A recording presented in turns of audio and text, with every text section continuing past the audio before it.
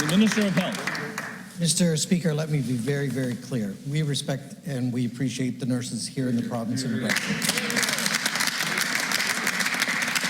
Mr. Speaker, let me be very clear and let me be very concise. We appreciate all the frontline workers here in the province of New Brunswick, from the RNs to LPNs to PSWs to nurse practitioners, the physicians. And Mr. Speaker, that goes beyond those walls as well, to social workers, firefighters, paramedics, police, social workers that do child protection. Mr. Speaker, we appreciate greatly all the work that's been done during COVID and beyond of all the frontline workers here in the province of New Brunswick.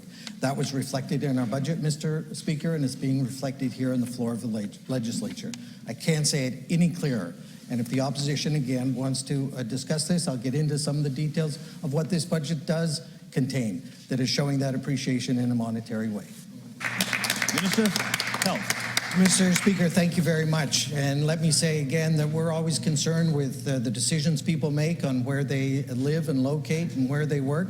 And there is a flow of in and out. And we're trying to encourage all types of healthcare workers to come here to the province of New Brunswick to work, because it does have a great work-life balance. And Mr. Speaker, that's what we heard from the nurses as well over the last year, is that work-life balance and how do we again cope with the stress that we're working with. And what we hear also is that the shifts are short RNs, short LPNs. So what we're doing is a substantial amount of recruiting that has having results. And those results are felt because we just had a group that came back from a mission in the Philippines. And Mr. Speaker, there was over 500 people interested in coming to New Brunswick.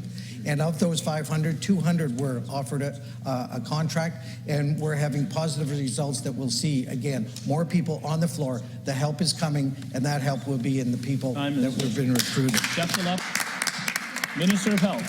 Well, thank you very much, Mr. Speaker. And the member opposite is correct. There is an amount in the budget for retention, and it's $129.5 million, Mr. Speaker.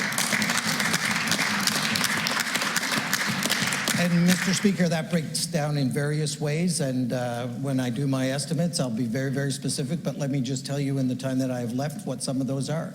There's over $100,000 for physicians who want to come and work in rural parts of New Brunswick. Mr. Speaker, there's $10,000 for nurses that want to come here in New Brunswick. And Mr. Speaker, the various RHAs have other incentives, up to $5,000 for nurses that want to work in some of the areas that are most needed. And I say again, Mr. Speaker, we've also increased the number of seats here in the province of New Brunswick with the work of my colleague, Minister of Post-Secondary Education, Training and Labour, and we've reached out to other institutions that can increase the capacity here to create more RNs to help the people that are there now. Minister of Health. Thank you very much, Mr. Speaker. And there's a significant amount of work that's being done with respect to improving the workplace here in the province of New Brunswick. Premier and I and others have talked to the frontline workers, and we've heard what they're saying, whether it's scheduling, whether it's supplies, whether it's vacation issues. And Mr. Speaker, some of those issues are negotiated in the collective bargaining agreement.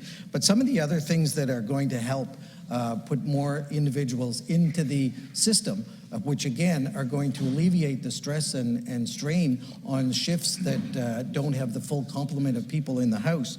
And let me talk about some of those. Government has funded 85 new seats in this program, the program from bridging LPNs to RNs, and the program at UNB and UM, which will provide another opportunity for people to gain their RNs. 24 seats in the province prior to the increase. There's now a total of 105 seats. And Mr. Speaker, that's real, and that's going to alleviate the issues that we talked about.